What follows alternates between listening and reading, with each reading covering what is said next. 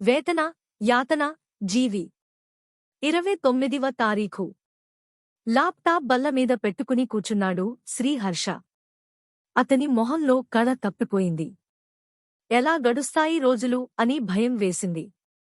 Talks పోను 2,08,000 బ్యాంకులో తన ఖాతాలో జమ అయ్యాయి. అది అతని నెల జీతం. కొండలా ఉన్నాయి ఖర్చులు. క్రెడిట్ కార్డు బిల్లులు బోలెడు ఉన్నాయి.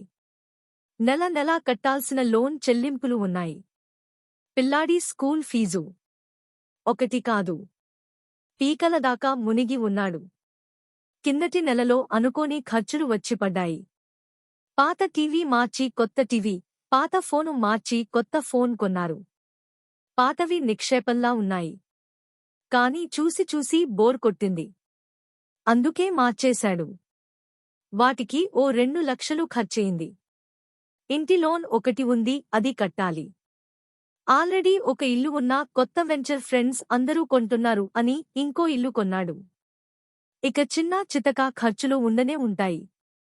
బట్టలు పెట్టుకునేందుకు చోటు చాలటం లేదు అంటే కిందటి నెల 30,000 పెట్టి బీరువా కొన్నాడు. ఆన్లైన్ మీద ఆర్డర్ ఇచ్చే తిండికే నెలకి బోలెడంత అవుతుంది. పెన్షన్ వచ్చే ఉద్యోగాలు కావు. కాబట్టి కనీసం కొంతైనా సేవ్ చేయాలి. అవన్నీ చూసుకుంటుంటే అతని బుర్ర వేడెక్కిపోయింది.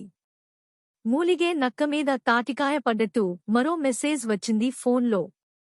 క్రెడిట్ కార్డు మీద వచ్చిన బట్టల షాపు కూపన్లకు మరో 2 రోజుల్లో కాలదోషం పడుతుంది. వదిలేద్దాం అంటే 1, 2 కాదు, 5,000 రూపాయల కూపన్లు.